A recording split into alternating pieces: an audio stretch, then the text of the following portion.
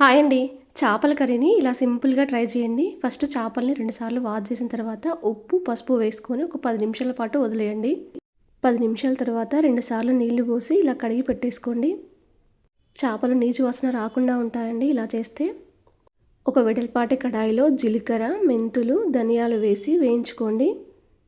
దీంట్లోనే ఒక 7, 8 వరకు వెల్లుల్లి రెబ్బలు వేసి మిక్సీ పట్టేసుకోండి. ఒక వెడల్పాటి కడాయిలో 4 టేబుల్ స్పూన్ల వరకు ఆయిల్ వేసుకోండి. నాన్ వెజ్ కొంచెం ఆయిల్ ఎక్కువగానే పడుతుందండి. హోల్ గరం మసాలా మొత్తం వేసేసిన తర్వాత ఒక 2 ఆనియన్స్ చిన్నగా కట్ చేసుకొని దీంట్లో వేసుకోండి.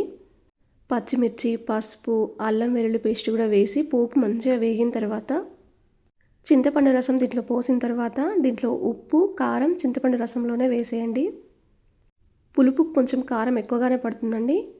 చేప ముక్కలను కూడా వేసిన తర్వాత మనం మిక్సీ పట్టేసుకున్న మసాలాను కూడా వేసి ఒక 5 నిమిషాల పాటు మూత పెట్టేసుకోండి.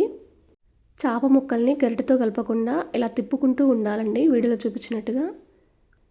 ఇలా ఆయిల్ పైకి వచ్చిన తర్వాత దీంట్లో చివరిగా కొత్తిమీర వేసుకొని ఒక నిమిషం పాటు ఉంచి దించేస్తే సరిపోతుందండి.